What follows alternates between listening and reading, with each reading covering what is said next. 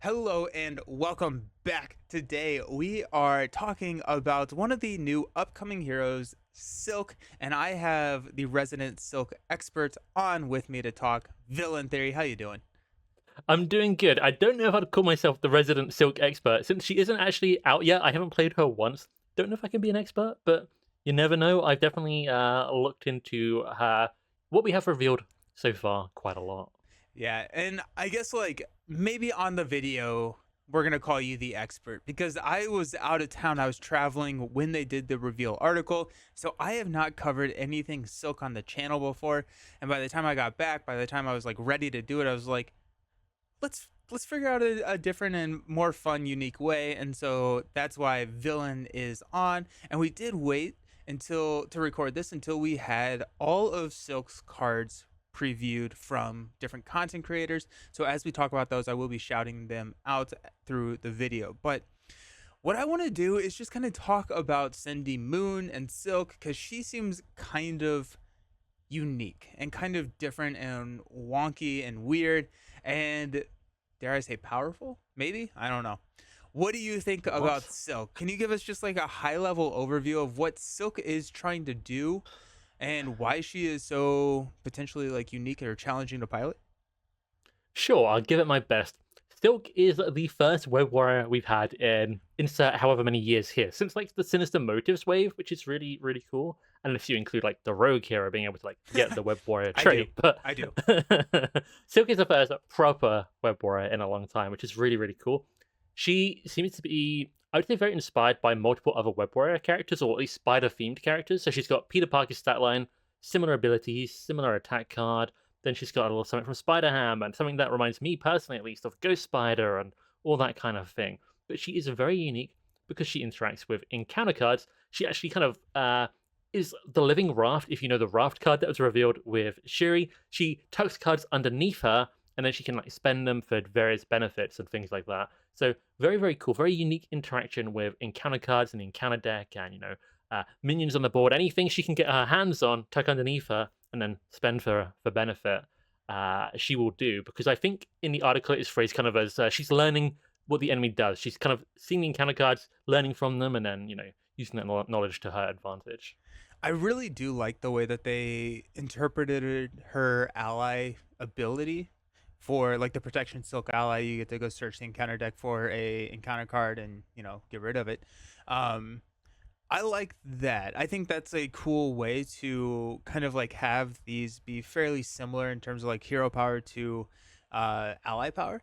Thought that was interesting. I also thought it was kind of fun because I think of like shield being kind of the scry mechanism for the encounter deck, and her coming out in the agents of shield wave feels very like mechanically similar to what I was kind of expecting.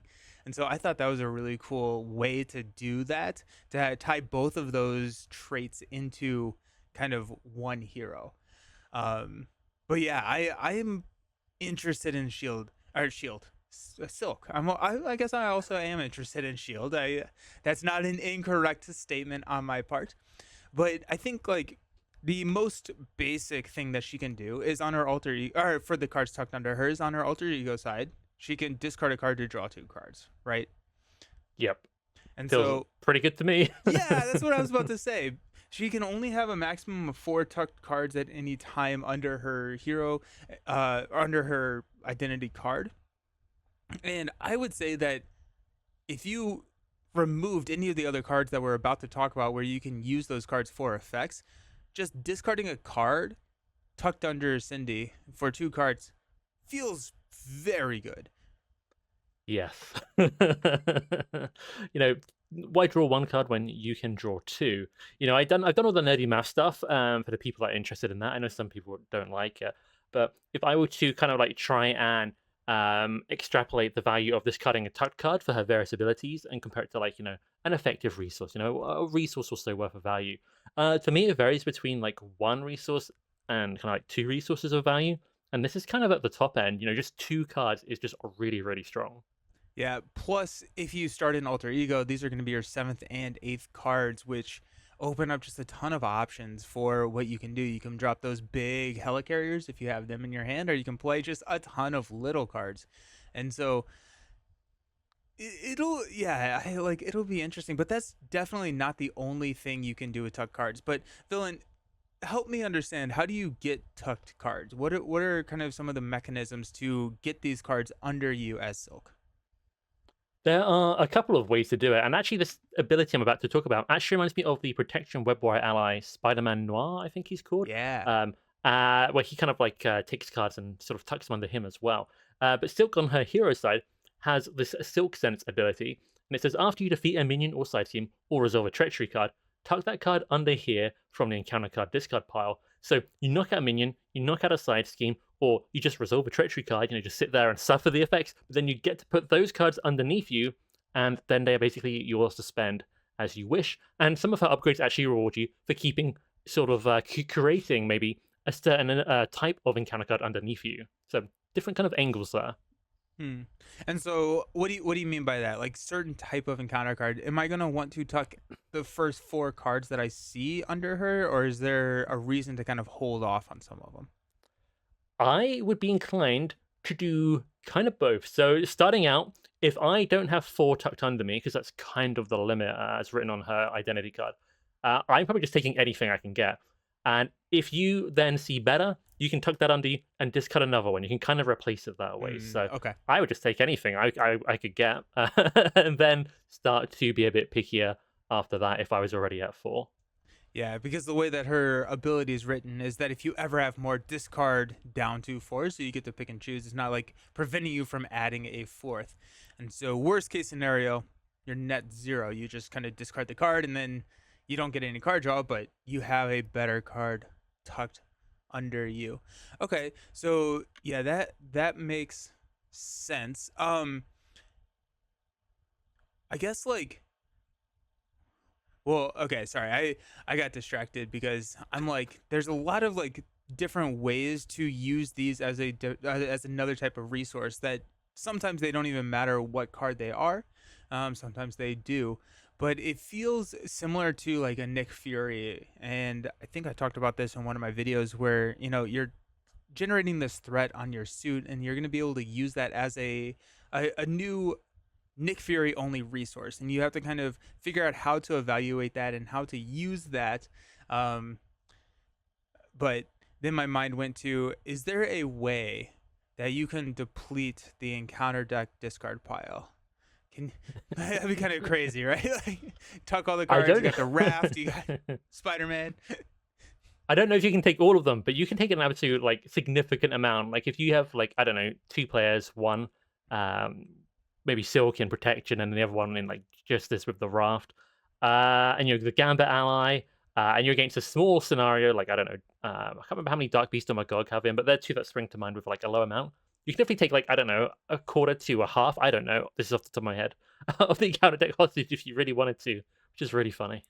Yeah, that hmm, that could be kind of fun. I guess like, and there's not a huge like detriment to doing that necessarily, because like all you're doing is increasing the rate at which you're going to be gathering acceleration tokens. But if you are and as the expert, there is no um like condition on what cards you can tuck. If you wanted to, you could tuck Dragon, you could tuck one of these Thunderbolt minions under you and just remove them from the game. Right? Like I think that's a whole other side of this, is like if you have fanaticism, you're able to tuck that, it's gone. Um Yeah. The only very small correction is that I think Thunderbolts have victory, so they go to the victory display, and for her ability, they have to be discarded. So they have to end up in the uh discard pile, and then she yoinks them from there. But you are right that elite minions can be tucked. So she can, all those boss minions and those modulars, you defeat the boss ones, and then they are locked down, which is pretty fun. yeah, insane. Um and so like I feel like you could get to where the encounter deck is very thin, and then all of a sudden you're just sure you're getting an acceleration token maybe like 2 turns faster, but it's also like you're not seeing the worst cards in the encounter deck.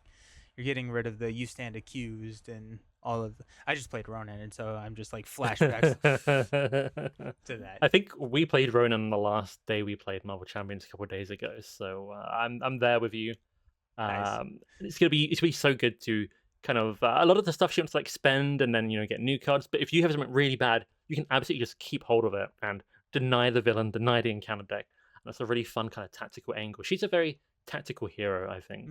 Yeah, and the way that you're going to be treating these tucked cards as resources is going to change based on the encounter set. There are going to be some encounter sets where you don't really care. You can see those cards, maybe some of the easier villains, and you can be a little bit more liberal with how you're spending those cards versus like if you are just really not set up to take on like minions and you see Mr. Hyde or something like that, that's like that's going to be tough. You can go grab him. I also think it's kind of interesting because being tucked under silk, you don't are you can avoid the cards that are search the deck and discard pile and just have those effects Yes. whiff. Huh. Yep. I think cards that say the word find, like go and find this, I think do check under her. But yeah, search deck, search discard pile. Nope, not there. It's under my identity card. Good luck. You just have it. And I think that's for some scenarios, for some modulars, just completely turns them from like nightmare to pretty trivial, which is kind of interesting. Yeah. That's interesting. Are there any other ways to tuck cards under silk or is it just the her silk sense response on her hero side? There are a couple more ways. So she actually has her own player side scheme called Get the Scoop, which is run.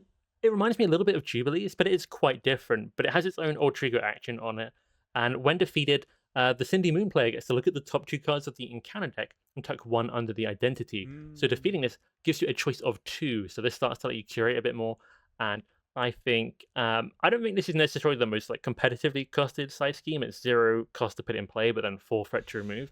But she does have the support J. Jonah Jameson that's going to be able to sort of shovel threat off side schemes. If you don't have a better target for him to remove threat from, I think Get the Scoop's going to be a good target, and you're just going to start to get extra cards to take under you, which you could discard an Alter Ego to draw 2 cards. So a pretty nice little loop. Yeah. Okay, so that's cool. It's also nice that you don't have to be an alter ego to thwart the side scheme, or you can just straight thwart the side scheme, which is not Yeah. how Shopping Spree works with Jubilee. And so Yes. you get to look at the top two cards. So that's how you get your Thunderbolt minion. That's how you get your big like go into the victory display minion, tuck them under. And then you mentioned Jonah Jameson, J. Jonah Jameson. That's a It's a name. tongue twister. That's a tongue twister, right? And so, as Yeah. an alter ego action, you can go find, get the scoop, and then as an action, exhaust this card, remove 2 threats from a side scheme. It does not have to be get the scoop. How do you feel about the cost of 3 here? I feel like I'm fine with that. I know that in multiplayer, there's always a side scheme out. So this is kind of I've had people compare it to Beat Cop, which removes 1 threat at a time, but then you can use that to deal damage. And so there's a little difference here. But I think a free cost card that removes 2 threat, like I say, 3 to 4 player, there's almost always a side scheme. I feel like so I'm getting really good use out of this. Solo to 2 player, I think I like this for the cost, but I'm not. It's not something I'm gonna play every time. It's kind of how I feel. But I do like it. Situationally, it's gonna depend. If I'm against Red Skull, this card is like top priority. I want to get rid of those side schemes. Um, so yeah, kind of a mixed thoughts on this. Yeah. Okay. So you can. Yeah. For some reason, I was like, you're gonna go tutor side schemes with no. No. That's No, yeah. Okay. it has 2 actions. It has two Yeah. actions on it. I also like how this allows her to flex into just having a ton of those player side schemes. I think that with this, you're probably wanting to run, and maybe we'll talk about it, but are you running superpower training with Silk? She has 1 or 2 upgrades in her kit, or 12, it looks like. I I have one upgrade that I really like the look of, and a couple others. I guess 2 I really like, and then a couple of the others that I'm a little bit less short on. But the ones that I think are good are really good. So superpower definitely seems like a very good pick. Maybe we should go over some of these upgrades because she Yeah, actually still has absolutely. 2 other ways to tuck cards underneath her Oh, okay, let's do it. that we haven't even got to. So the first one is a little 1 cost upgrade called Eidetic Memory, and this starts to play into sometimes you're looking for encounter cards from the same set. So let's say the villain reveals some kind of treachery from a modular set. If you have a card tucked under you from that same modular set, you can use Eidetic Memory to swap them around. So you Mm. could maybe get a weak minion instead of a nasty treachery if they're from the same set. and that's kind of how that works. It's a little swapperoo kind of card, which is honestly I think going to be really really fun. Yeah. Yeah, that's interesting, and also kind of goes into your conversation at the beginning, where it's like just grab cards, right? Like Yeah. just grab as many cards as you can. And as I'm looking at this, and I think we'll talk about it a little bit more when we're looking at the upgrades that you know have effectiveness based on what cards are tucked under you. But as we're starting to develop this, are you looking at tucking all the cards from one modular set? Or are you trying to curating like I want all of the Red Skull cards under me? Or are you looking to try and grab a card from each of the sets that you're playing with?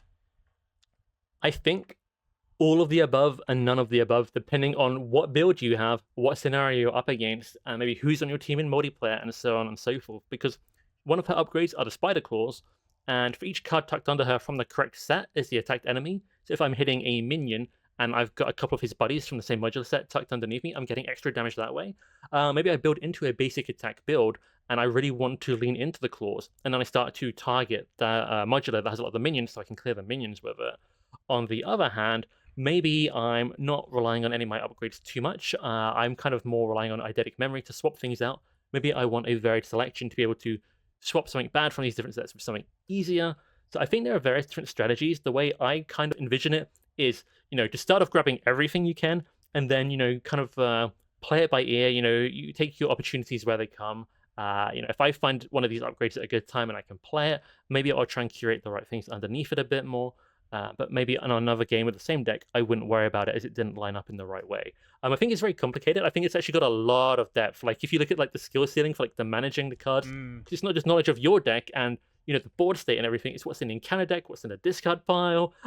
So I feel like there is actually a ton of depth to this. yeah, knowing what is where, and then like even something as simple. I want to go back to eidetic memory, eidetic Hmm. memory, however you say it. Yeah, I want to go back to that because also thinking about just from a true solo perspective, like this could save you if you grab a standard card, if you have like caught off guard or something, and you're running like a lot of little stuff, and maybe caught off guard is uh better for you than a advance or something like that, or maybe Or like Shadow of the Past. or shadow of the past, right? And so you can really start to manipulate what you're seeing. And I think it talks to, the tactical nature of Silk and being able to flex throughout the game of what you want to be grabbing, knowing what is left in that encounter deck, counting those cards, but also just like the the difference in how you're playing based on the hero makeup at the table and what your deck is trying to do. I think she's going to be is she's sounding like she's going to be one of the more challenging heroes to pilot. That being said, I think that if you come to her and you just kind of like try things, you're not going to fail necessarily because she seems Yeah. kind of good.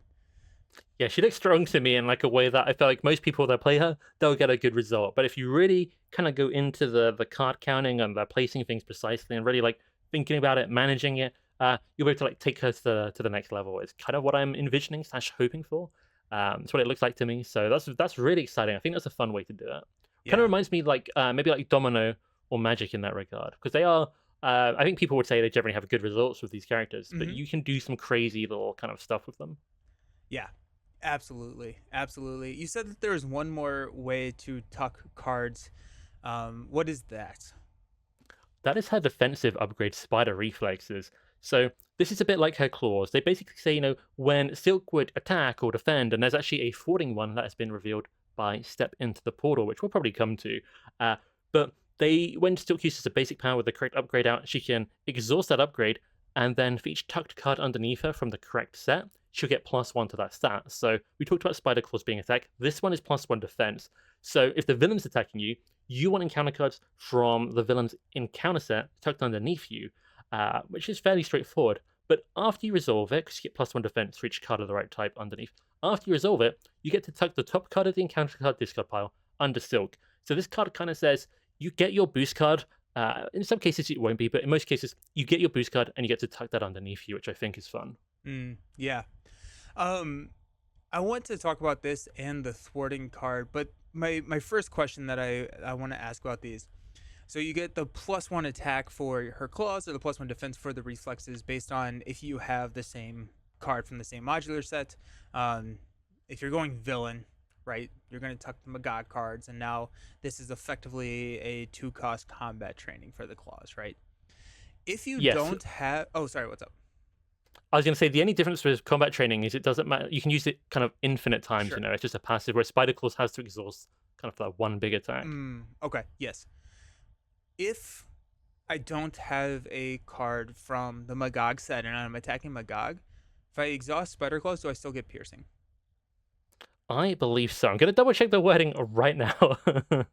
I think so. I think so. Yes, it looks like that way to me. Yes. So that seems pretty good. There's a lot of tough out Mm. here. So Oh again, yeah. with the yeah, right. And then with spider reflexes for the same thing, if you even if you're not getting that defensive bonus, you can still use spider reflexes to grab that boost card, to Yeah. tuck it under you. And that's probably a good time to mention this. I think that in solo play, with just the cards we've just talked about, I think there'll be some circumstances where you might not have enough cards tucked underneath you to spend as much as you want. Let's say I want to use my Alter Ego ability, then start next turn I want to use it again. I needed 2 cards underneath me when I flipped it down, but some of her upgrades, some of her events will discard them as well. So there's a reasonable world where across 2 turns I might want to spend like 4, 5, maybe even 6. And if you only get them from mostly from minions and your encounter card, uh, you need a lot of those. You need things to go wrong so you can spend that many. She does have a couple of other tools to help with that, but definitely the spider reflexes, getting your boost card tucked underneath you, I think is going to be surprisingly helpful. Yeah, yeah. And then I think there's actually one more way that she can tuck cards, and that's from a card that was revealed by La Mano de Thanos, which is Yes. Albert Moon, which is a 2-cost support, which I think is the perfect transition into talking about how we tuck cards into what those tuck cards are used for, because Albert Moon is a alter ego support, where you can exhaust Albert to either tuck the top card of the encounter deck under Cindy Moon, so that's how you grab your Thunderbolt there. Or Yeah. heal 1 damage from Cindy for every card tucked under her. What do you think about this guy? I like this guy because if, according to my maths, which could be wrong, if the tucked card under you can generally be spent for sort of 1 to 2 resources of value, that's pretty efficient just to have get a tucked card underneath you. That's kind of not exactly the same. It's not exactly the same as card draw or resource generator, but you're getting a decent amount of value from it. But you could also just get I don't know, 3 healing, maybe maybe 4 healing sometimes, and that seems very very good as well. And I like the flexibility there. I don't necessarily know that I play him every single time I see him, but I think if I can, I probably will. I mean, some decks will go Alter Ego more than others, but I see that 2-card draw. I want to go Alter Ego. She's also got the Genius trait, which likes Alter Ego. Oh yeah. Okay. So Genius Trait. What does that mean for us? Means she's very smart, probably smarter than we are.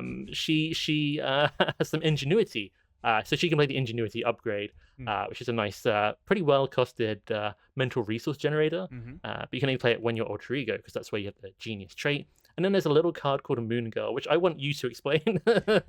Yeah. So Moon Girl is. Oh my gosh, I haven't played Moon Girl in a long time, but 3-cost basic ally, 3 health, 2/2 stat line with 2 consequential on both. But whenever you play Moon Girl, which you have to be either a champion or a genius to play her, you get to draw a Yep. card for every mental resource you use to pay her, and so she can effectively be a 1-cost ally or 1 effective cost ally if you use 3 mental resources to play her. And sorry, random side tangent because who cares, right? I remember back before they kind of updated the rules on overpaying, and people were spending 10 mental resources on Moon Girl. Like, wait a second, you can't do that. But yes, so Moon Girl, phenomenal ally. Whenever I'm looking at someone with genius that wants to be in that alter ego state, think of Peter Parker or like an Ironheart or someone like that, she's going in that deck because insane Yeah. value. Yeah, the card draw is very Nick Fury. It's very Yeah. good. Yeah. Nick Fury that doesn't discard at the end of the round, but you can also use her to chump. You can, yeah. So Yep. we're probably going to be running a Moon Girl in Silk, or is that going to be kind of based on the deck build? I mean, her name is Cindy Moon. We've got Albert Moon. I feel like Moon Girl just kind of fits naturally into that. Checks out, yeah. I think there might be some like deck builds where you might not because maybe you don't have enough mental resources, or maybe you have something that really doesn't want to go Ultra Ego. But for my money, it looks like if you're not using Moon Girl, it's probably maybe a variety choice rather than this card isn't good for me choice. Is my impression. Sure. And I do want to end on talking about aspects, but I also realized that the other card that Lamano Tithanos revealed tucks cards under Silk as Oh well. yes. So if there was ever a concern about getting those 4 cards tucked under, I think he'll be fine, because Smooth as Silk says that you choose an enemy or a scheme in play, which I think it is important to note you can choose the main or the villain here, and so you can always on turn 1 hit at least the encounter set that you're playing against. You discard cards from the top of the encounter deck until a card of the same encounter set is discarded. Tuck that card under Silk. Yeah, I feel like this card, sometimes in multiplayer, if you've got like 4 people getting encounter cards all over the place, you won't need to play this to get something tucked under you because you'll just have sources all around you if your friends are nice and let you defeat the enemies. But like in solo play, this card I think is going to be, it's called Smooth as Silk, and I think it's really going to smooth out the tucked card economy. Is that a thing we're coining? Yes, yes. So I like that too. Yeah, I forgot about that card. There's just been like 20 new cards across the last week and all these, Shuri and Silks. So it's a lot to keep up with. But I believe she has 2 copies of this because I don't believe she has a signature ally. This card is 1 out of 15 of her signature cards. So yeah, this card's going to be very, very nice. The other card we haven't talked about, one of her most powerful cards, card I was kind of expecting her to get, I think might be Organic Webbing. Okay. Tell us about Organic Webbing. This is the other card that Step Into the Portal got to reveal. And if you've played Spider-Ham, you already know what this card is, because it is almost word for word the same. Silk gets +1 forwarding when you exhaust it, and instead of spending a tune counter, you spend a tucked card, and then you ready and get Aerial. There's a slight different stat. Spider-Ham gets Aerial until the end of the phase with his copy of Organic Webbing. She gets it until the end of the round, so hers is slightly better. She flies for longer. She's got that kind of aerial momentum. Okay. Why does that matter? Readying is good. Plus Oh, yeah. fawning is good. I meant but... the until the end of the round versus the end of the phase. If there's anything that requires you to be aerial, maybe in the defense phase, which I mean, I guess you could say is aerial intervention, I think it's called, but I don't, she's got 3 defense stats, so I don't know if that adds up here, but maybe it's just future proofing. I guess if you've got something like Ever Vigilant in hand, and what's his name, the protection guy that I think came with Angel, that when you defend with him, you can do an action on the hero's turn. Yes, Warpath. Yeah. So there's little like very niche interactions. And then there's maybe sending counter cards. Yeah, there's a Thunderbolt minion that can only be defended against from aerial. There you go. Yeah. That's pretty cool. Okay. So yeah, so you just have to discard a card and you get to ready, and you get aerial. So kind of similar to Flying Car from Nick, right? You're getting that ready. So when you see a hero with readying in their kit, what kind of deck builds does that open up in your mind? I mean, anything that uses the basic stats is kind of the key thing here. Yeah, this is basically Silk's Flying Car, and I do like Nick's Flying Car, so I'm all for that. What I think this is really interesting for Silk is that we talked a little bit about the Spider Claws, we talked a little bit about Spider Reflexes, and we sort of mentioned her forwarding one, which is called Outwit. These exhaust when you use them, and they are each for a different basic power. So Organic Webbing, by readying her, gives her kind of a way in her hero kit to be able to, let's say, defend with Spider Reflexes, then ready up and attack with the Spider Claws. So I think that just smooths everything out really nicely that way as well. Mm-hmm. Especially if you are grabbing a card, you're always going to have a card to discard for Reflexes. And then so you're looking at ways to boost your stats. We're starting to talk a little bit about deck builds, but that's fine, I think. Ways to boost your stats. How do you feel about specialized training with Silk? Being able to ready, but also having a support to help you clear that a little bit? Yeah, I mean, to me, it sounds pretty good. We haven't even talked about her forwarding or attack card, although we kind of insinuated, um, the attack is swinging silk kick. It's very much like swinging web kick. But if you discard a card from the right set as the enemy, it does a little bit of extra damage and overkill. Her forwarding card is wall crawl, one cost, removes 2 threat. Discard the card tucked under you from the same set as the scheme you're forwarding. You get 3 extra threat removal. So my point here, if I can come back to sort of the basic stats and everything, it's gonna vary quite a bit. With specialized training, wall crawl, your main forwarding event cannot target player side schemes because you cannot tuck one of I don't know, a basic card underneath you, right? Right, It's not from right. the same set at all. So I think there's a mark against it. Is where I wanted to go with that. Mm, But otherwise, she's got readying. She's got something against to use against side schemes. I think it makes a lot of sense. She's a web warrior and she's a genius. She's going to be pretty rich. She's going to be able to maybe afford to play that player side scheme and keep the board under control, that kind of thing. So yeah, I don't necessarily know if it's an auto include or not, but I think it's going to be a good choice for sure. I think it's going to be very fun.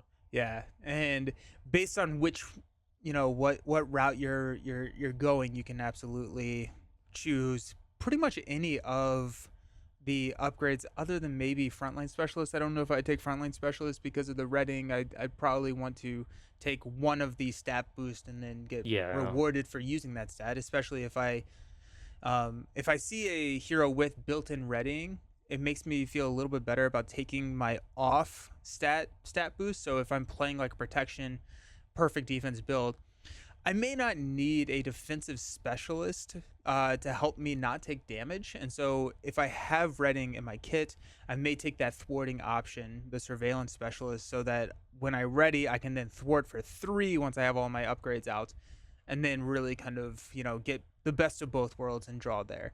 Um, I want to talk Yeah. about wall crawl here real quick because you can remove 2 threat from specialized training and then maybe discard a card from I don't know why I'm stuck on my GOG right now. Discard a card from the Magog set to remove 3 threat from the main scheme because you can split it up. Yes. And so this you're discarding a card, and you said that was around 1 to 2 resources worth of value, is what you were saying. But printed cost, printed cost to remove 5 threat, that seems good. Yeah.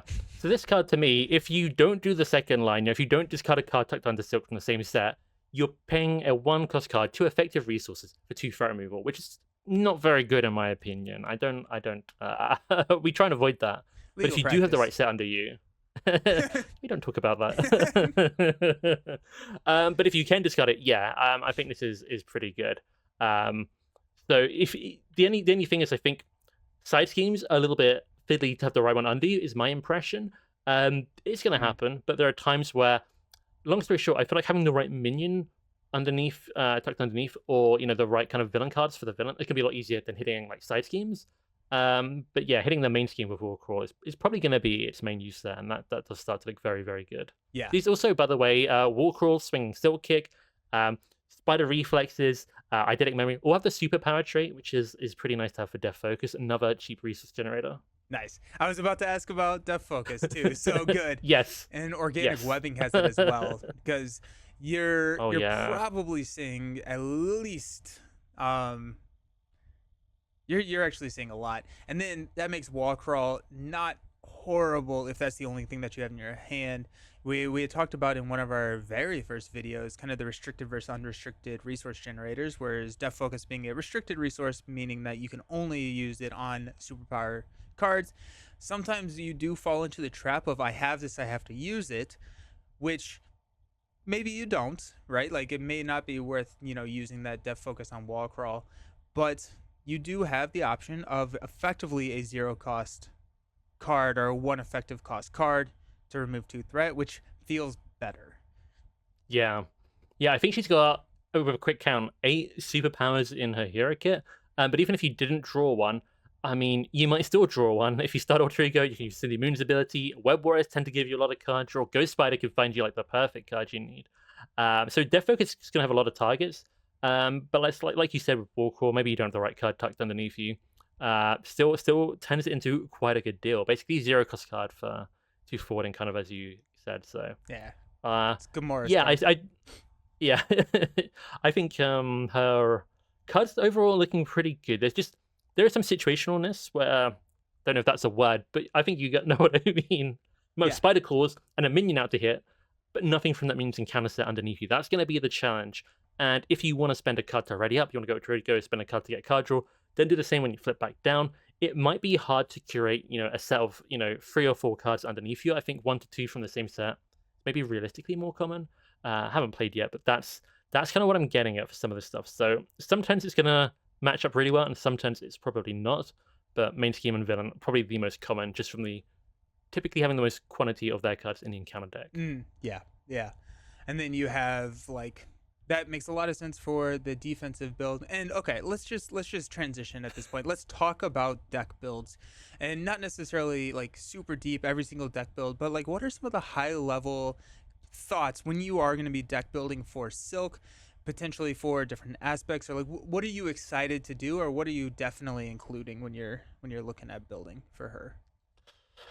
I feel like the only definite include to me is going to be web warrior stuff because A, it's really good, but B, she comes with a new web warrior called Madam Silk who lets you kind of see and mess with the top of the encounter deck a little bit like global logistics, a little bit like blindfold, and because of that, you can kind of set up maybe what's going to be able to be tucked underneath you or someone that interacts with someone that's tucked underneath you. So I really really like that. It comes with her for a reason, but I'm gonna keep it with her. It's not everything that comes in a precon I keep with the character, put it that way.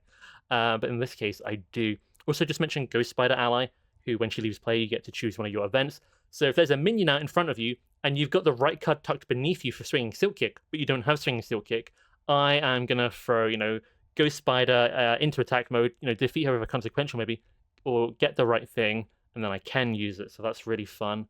Um, I think she has a lot of various angles you can go, and I don't know if I'd pick one specifically, but I think because of a lot of cards that summon minions, give you an extra target to defeat, then tuck under you. It's kind of giving you extra resources that way. So minion summoning is kind of interesting to me. Side scheme summoning with one way or another, that Mm. kind of thing. That's kind of where a lot of my thoughts are going. Yeah. That's a lot of fun. I like the idea of going down into alter ego to trigger, discarding cards for drawing cards. So, and then she wants to be defeating minions. So I think she's going to be a really effective minion slayer, especially in multiplayer, where you can have that security of flipping down when you need to, triggering Hall of Heroes. Because Hall of Heroes plus a what's her ability on her? It's just the action on her Sending Moon side. That's 5 cards. Yep. You're almost doubling your hand size in Alter Ego, right? You can flip up and hit the board running with 11 cards in hand. That's insane. Like that's insane. That's so many cards. Like I don't even know what I would do. I don't it's like the tally, Play I don't them. know what to do with my hands, right? Like what is happening? And so I think there's a lot of just like flexibility there, but I'm really excited to see her in that minion summoning, minion slaying type archetype. She has aerial, so get over here doesn't never mind. I don't want to use get over here. That's dumb. I was like, she gets to draw cards. She turns into Thor every once in a while when I forget the rules. It's awesome. Um, but like also I've also aggression has as access to confuse was like Psylocke and everything, so that if you do need to flip down, and like in True Solo, you have the security to do that there too. What are you saying? Sorry. Well, there's a couple of things. It's interesting. I've not actually gone into a lot of deep thought about her using aerial because the organic webbing card that kind of gives her aerial to the end of the round was only revealed, I think, yesterday at the time of recording, roughly. So I've not really thought about the combos there, but there's definitely going to be a lot of potential, which I think is really fun. There was something else I was gonna say, which I completely lost track of, but definitely, I think, superpower training to maybe get organic webbing, and you've got a lot of card draw, as we've talked about from her, but also from Web Warrior stuff. You're probably going to be able to get organic webbing set up pretty reliably. So, Mm-hmm. yeah, and the more I think about the aerial stuff, the more I'm definitely liking it. The aerial stuff looks cool. I think Symbiote Suit is absolutely in the conversation here because of the readying, getting you that plus 10 hit points and then plus 1 to all your stats. And then, I mean, if I see a weakness with Silk, it's how many cards she can draw. And so getting that extra hand size That's absolutely sarcasm, by the way, just in case. Getting that extra hand size there just adds on top of that. I want to talk about one way or another moving into the justice Oh aspect yeah, because I think that's really interesting where you get to go find a side scheme, put it into, or I guess reveal it, and then draw 3 cards, which is more fantastic. cards. More cards. Woo! But she has the ability to then, when she defeats that side scheme, tuck it under her, and then your next copy of one way or another, if you're playing like a side scheme heavy modular or encounter set, is going to just get easier and easier to clear because once you have your, what was it? What was the card? Outwit. Uh, you've cleared one of the side schemes. Go grab this another side scheme from that set. Now she's thwarting for, if she has organic webbing, 3. And in a lot of solo, like you're getting very close to clearing, if not just outright clearing, with 1 tucked under, and then you can grab another, and you can just kind of get into this vicious cycle of drawing cards, clearing, and just being fine. Yeah, and I think there's the opposite way around as well. One way or another is different to the minion summoning cards because they are discard until you find the thing. But with one way or another, you get to specifically pick it. So if there are like multiple side schemes, one from the modular, one from the villain set, you can look and see what's under you and pick the right one that matches up, and then you're just you're just good to go with Outwit or War Crawl, and it's going to be very very very good. And I think even with her own player side scheme, just to kind of combo into this, she can take cards like Followed, Chance Encounter. I mean, everyone typically runs a lot of Skilled Investigator, but that just gets extra consistent here since she wants to be summoning side schemes and she has her own one to put out. Yeah, skilled investigator, more card draw. That's good. Okay. More cards. Oh, don't forget about Web of Life and Destiny. The because I don't think the web warriors really had a resource generator. So like, here, let's do it this way, and then oh, more cards. Excellent. It's good. It's It's really good. good. Pretty good. Um, I think protection. There's a couple different ways you can play her. The always ready build, the repurpose build could be kind of interesting because she has that built Yep. in ready. She has ways to up her stats. I think that could get really interesting, but also just like a perfect defense build, right? As soon as you get 1 card tucked under you and you have your defensive upgrade, spider reflexes, when you're chump or not chump blocking, when you're taking that hit from the villain you're defending, you're already at a 4 defense. Yep. Plus armored vest is 5. If you have any of your defensive stuff out there, seems pretty good. Seems good. And then she can Yeah. ready when she gets into the hero phase for all of the things that the perfect defense falls short in. She has a fix because she can ready. Yeah, I think one of the things I was concerned about, maybe at first glance when she was revealed, about perfect defense, is that her Alter Ego card draw is so good. And if you go Alter Ego to get that card draw, you miss out on the villain's attack, unless you're running something like Taunt. But there's a new card ready for a fight, which lets you change to hero form when the enemy would be about to like scheme. I think that's going to be incredibly, incredibly good. So there's just a lot of tools to do what she wants and make it work. Just a quick note as well, quickly. Something you mentioned was about safely getting to Alter Ego.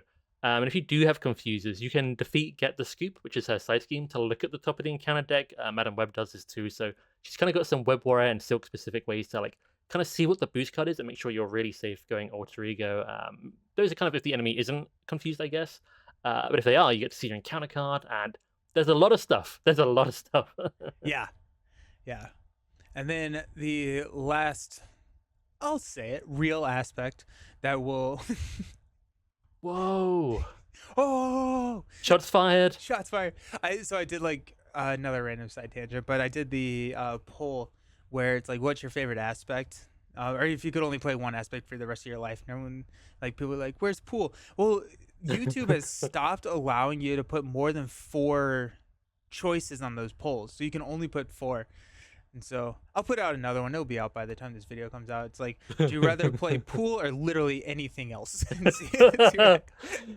Oh, that's so difficult. Anyways, leadership. How do we see her in leadership, or do we see her in leadership? Well, I want to just quickly say I do like the pool aspect. Oh yeah, yeah. 5 years of support for one of the main aspects or one pack. I mean, I know what I'm choosing. For leadership, I mean, a lot of the ways that Web Warriors play leadership is to use the web warrior allies even more. Stuff like recursion, things like make the call, I get them back at my discard pile, put them in play, do it again, rapid response, that kind of thing. I think that's almost like a no-brainer now. I just think that's very, very good. We now have squared off in leadership, so that's minion summoning there. And you got this is readying, and if she likes readying, there's definitely a couple of things that I really do like the cards that came with Magneto's pack. Mm. That's mainly where I sort of my brain has gone. She does have that player side scheme that she can kind of bring back in with J. Jonah Jameson. So mission leader is kind of interesting. Silk on a mission. That's the Mm. kind of their version of skilled investigator in a way. You get everyone to draw a card. It's 2 cost upgrade, I think. Mm-hmm. So that's kind of where my brain has gone. But there's probably more stuff you can do, especially now that we can see she can go aerial. It's really, really interesting. Yeah. And then Web Warrior Fanatic revealed a new leadership Web Warrior, which unheard So of, cool. right? It's the first leadership Web Warrior we have. So let's go. Spider-Man 2099, 4 cost, which a lot easier to play if you play squared off. 2/2/3, but after 2099 uses a basic power, you get to return a Web Warrior ally in play to its owner's hand. That's kind of interesting because a lot of the web warriors trigger off of entering or leaving play, as well as Web of Life and Destiny. Whenever a web warrior leaves play, you get to draw a card. You can play them again. You can use them again. You can heal up all their damage. If there's Spider-Man UK, or I guess not necessarily with Silk going off aspect, jeez, but like Ghost Spider, right? You can trigger Ghost Spider, put her back into play, stuff like that. I think we're seeing a lot of really fun interactions with Spider-Man 2099. It's a little off topic, but anything that you're really excited to run with 2099? I don't know if I've got anything prepared off the top of my head, but I really like Otto Octavius, that Mm-hmm. Spider-Man who readies like a tech card and gets you card draw. Um, if I was to maybe revisit certain Star-Lord Web Warriors deck, I feel like he's going to be readying up my element gun, stuff like that. There's various tech readying combos you can do with him already. So that's kind of in my head. I think that could be fun. There's probably even a super ultra janky X23 deck where you have Otto ready up her claws again. She's some even bigger attack boost. Spider-Man 99 puts Otto back in your hand, play him again, ready up the claws again. You're taking tons of damage, but now your attack stat is something like 7 or 8, and you're having a great time there if you can somehow set that up. That would be amazing. Oh, I love that. That was a bit off topic for Silk, but Yeah, but it's fun. these cards are so cool. Yeah. You Are, also got to reveal a new Web Warrior, which I really I like. did reveal a new web warrior, which is coming in the Silk pack, which is Spider Bite. So you get to reduce the cost, which her printed cost is 3. Reduce the cost to play her by 1 for every tech card you have. She has a 2/1/2 stat line, which I thought was kind of interesting because, well, it makes sense thematically. So be in the Silk Hero pack being a web warrior, like this is where we're getting a lot of the new web warrior toys, but she doesn't have any tech cards in her hero kit. She has a couple that are coming in the pre-con. Yeah, Um, and so I'm not 100% sure how much I'm going to play this with Silk, I think but if you go for the repurpose build you mentioned, it makes sense. But yeah, outside of that, yeah, probably not a lot. But we'll have to see. yeah. I could also see, like, if you're going perfect defense, you have the electrostatic armor, you have energy barriers or stuff like that. It Yeah, gets really easy to justify a 1 or 0 cost ally in any deck build, especially with 2 fort. So that's pretty awesome. Is there anything else that you are really excited about Silk that you wanted to talk about before we sign off?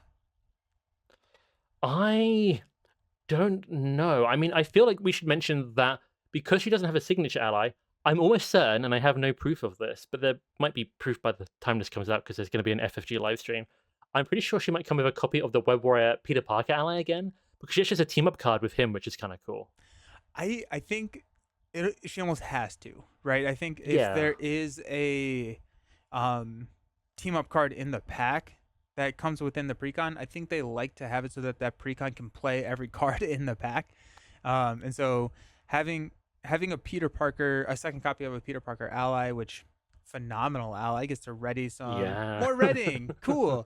Um, getting that out, but I'm excited for that. Are there any, speaking of team ups, are there any heroes that you're interested to pair her with to kind of exploit her even more? Thinking maybe like two-handed plays. You've described it before as like effectively building an 80 card deck.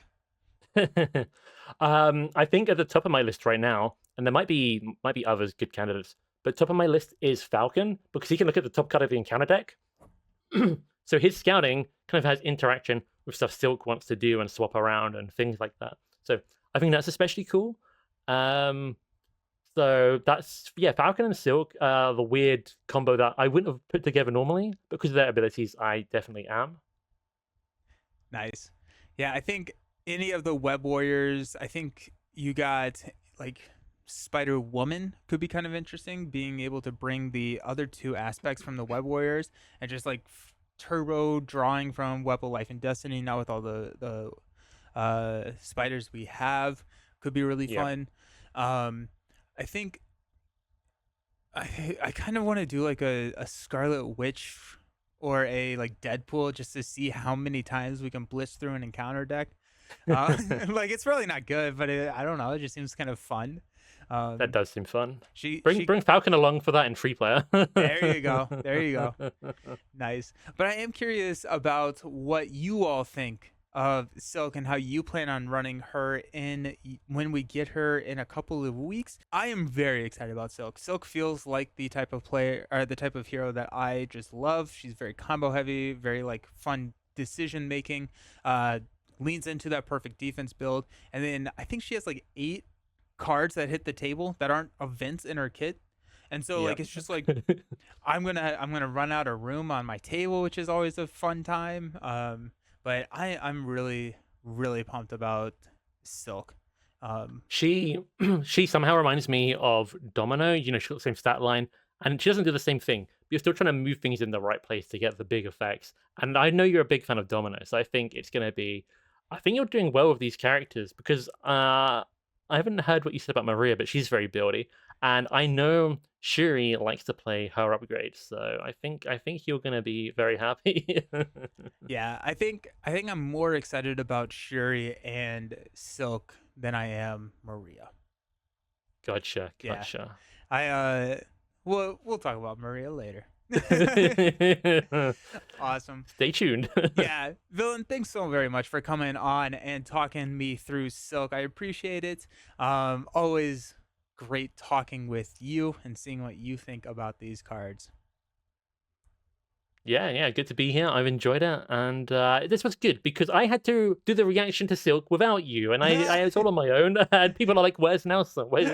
So now we got to talk about her. So this was awesome. Nice. Yeah, well, hopefully we'll be able to, avoid FFG posting anything while I am traveling again, but Never travel. never travel, never do it. Awesome. Well, thanks so very much. And I am looking forward to playing Silk and then also hearing what you think once we actually have her in our hands. But thanks for coming on. We'll see you next time. Peace. See you guys.